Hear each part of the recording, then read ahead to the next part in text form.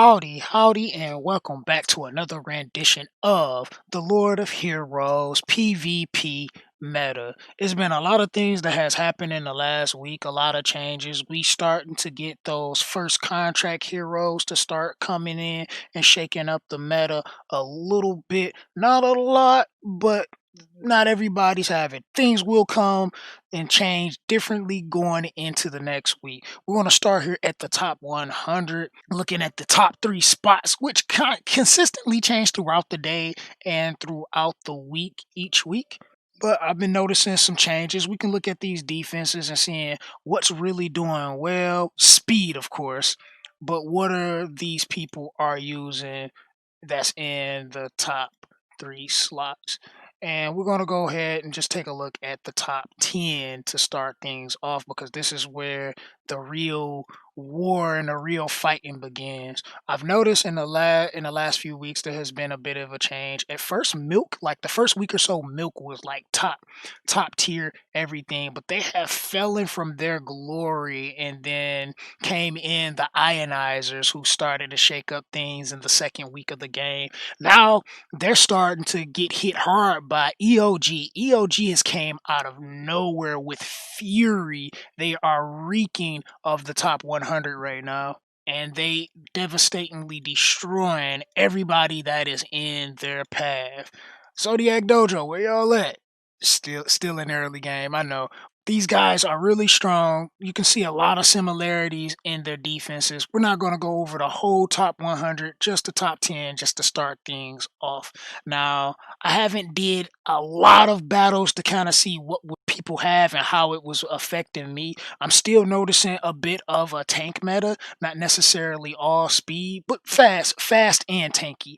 There are some people that are just pure damage and speed, but there are some tanky fast comps, and we can go ahead over here to our tier list. I just kind of made some changes around on the tier list. Not a lot has changed as much. I've moved some things up, moved some things down, removed some things. If you notice already, I think last week we had the red Astrid here in the S tier. She has fallen from her glory to a point where she's not even in the meta anymore. Like, I don't even see her on defenses. People are stop using her, and it's probably mostly because the green Olivia has came about, and now she's shaking up things. These really fast damage builds that some people have.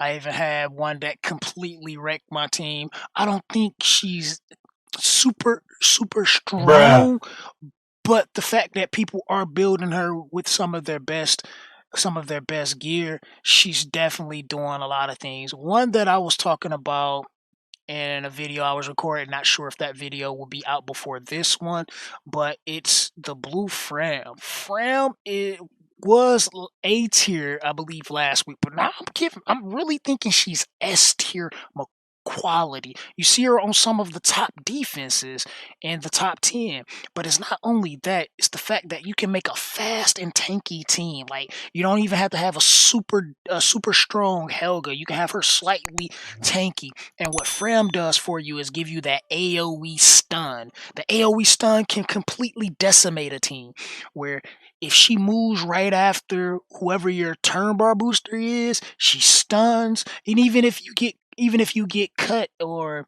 the enemy goes before you, if your team survives that first wave of damage and Fram cuts in between and get a stun off, it can hit the right damage dealer at the right time and disrupt the whole thing the opposition has planned for you. That's what makes her such a stellar unit to have in your defense and in your compositions, period. So this is why she has moved up in the list. I believe I had the blue Olivia in S, but I took her down because she's just not common. I don't want to just throw something in S tier because they're just so viably strong that she's just not common. So she's just not in there. I've been trying to find a Chrome defense. I haven't been able to hit one. As time go on and as this week gets in and more people start getting their crumbs, more people start getting their Lyraes and their Lucilicas, they're gonna start making some big changes in the meta too. There are a few people that's using them, but not significantly enough that they are in here. Let's remove you. You're just not that common that you even need to be in here that much. Actually, I could leave him in, but I don't think he does enough right now. Single target damage is really just not that strong. I'll probably throw him in B tier. There's quite a few people that's used him, but he's not super common. It's unlike the red Astrid where she's just not even a thing anymore. I don't think the Dirty Bird luster is even as great as what it used to be. I think that's fine. I think that's fine right now because I think I need to do some more battles just to see how defenses are.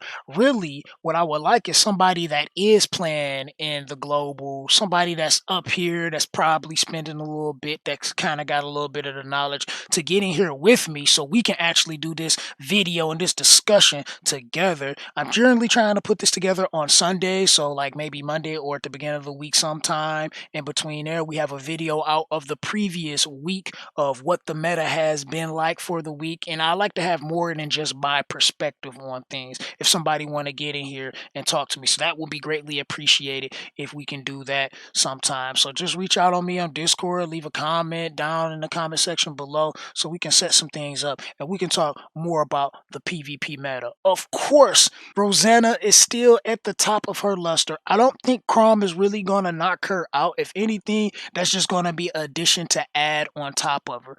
Now, unlike the Korean meta, we're still at a single or a double turn bar booster. We're not in the range of triple to quad, even though quad isn't that common on the KR, but triple is. So with Chrome coming in, I wonder if we're going to see a Dark Rosanna, a Green Mah-Lon, and a Blue Chrome type of meta appear in terms of just taking turns and trying to wreck the enemy as fast as possible.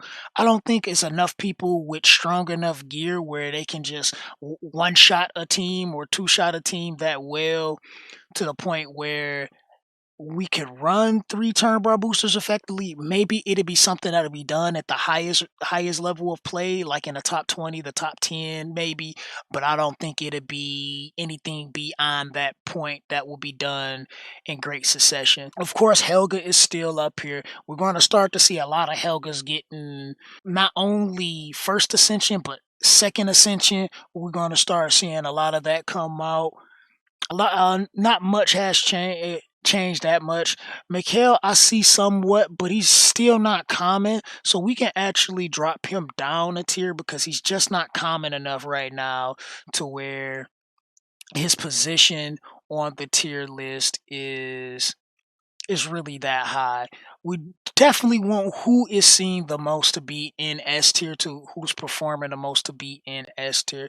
We can almost put out we can almost put the blue Venessa. I remember somebody in the last video from last week was talking about blue Venessa is S tier.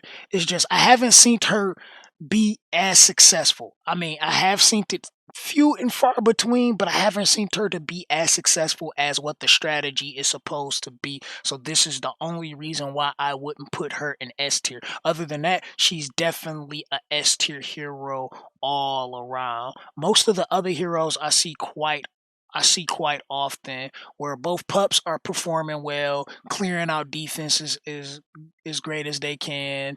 The Green Lapis and the Light Olivia, they doing their job with the people that can afford to pay for them. I actually beat a team that had them both on there. That was amazing. I didn't think that was possible, but if you outspeed, you win anyway.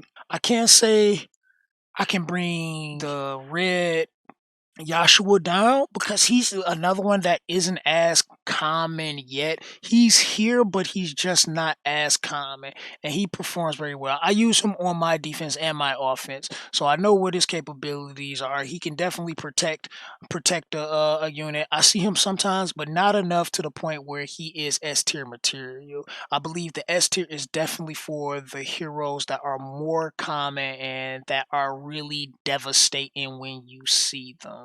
A lot of these heroes are just not performing as they should. So I don't think there's too much that has changed overall. We still got the red Venessa in the C tier because I mean she doesn't provide much.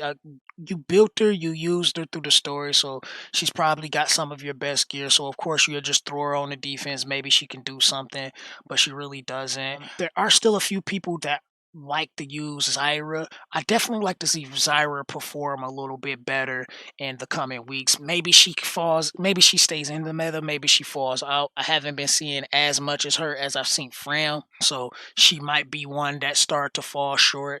Green Charlotte is in the same. She's been built by so many, so she has been used, but she's starting to fall short. At the bottom of the top 100, you will see these heroes a lot more of the B tier ones. The light Johan, for instance, he's seen commonly at the bottom. The same with that. Like you see a lot more of the B tier and the C tier more commonly at the bottom of the top 100. I definitely like to see Dirty Bird perform a little bit better. He is seen, so he's not completely out of the meta, but unfortunately, the green Astrid here, and I know I'm kind of all over the place, and I probably need to have better structure with this next time, which we probably will.